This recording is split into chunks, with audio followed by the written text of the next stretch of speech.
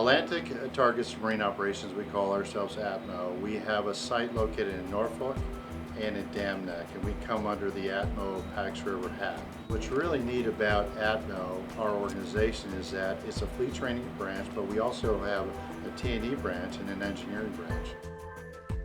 We provide fleet training to the air side and to the surface combatants that are prepared to go into the war theater.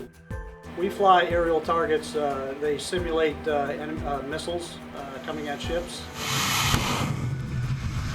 And it allows the ships to test their defense systems against these missiles prior to deploying overseas. And we would provide targets for them, and they would test their missiles to make sure that they work properly. And if they have to engage any enemy combatants overseas or anything like that, they want to make sure their systems are good to go. So they use our targets basically for practice and for training to make sure that they're ready for any kind of war conflict.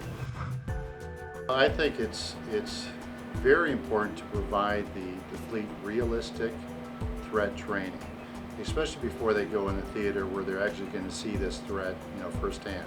So by coming to us for ATMO, Norfolk, and Dam Neck, they're able to see a surface threat in the Norfolk site, and they're also able to see an aerial threat through our BQM-74 operation. And we're able to provide them different type of scenarios, different type of profiles to the ship, and they'll use their defense systems, their missile systems, and they'll try to shoot me out of the sky or defend their ship from the threat, and our threat is a drone coming in at them. So we have the capability of flying at different speeds, different altitudes, and different scenarios to give them a pretty realistic threat coming in, and it really pushes their ability to react and train. So it's a benefit for them, for sure.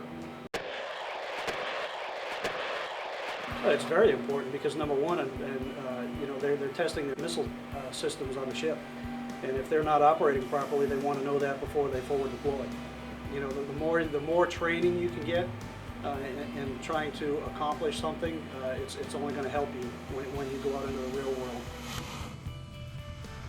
We're right on the water. We don't have to worry about flying over, launching targets over land, anything like that. I mean, we do have the beach, but we set individuals out there north and south of the launch pad and make sure that nobody goes inside that.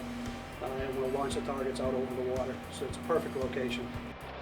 I'm a retired Navy guy, so I remember what it was like to deploy, and I always wanted to have that best training possible before I went into overseas in the theater where the potential bad guy could be. So having this training on the aerial and surface side I think is very, very key, and it's going to make them better prepared. It's going to, in my opinion, it's going to save lives.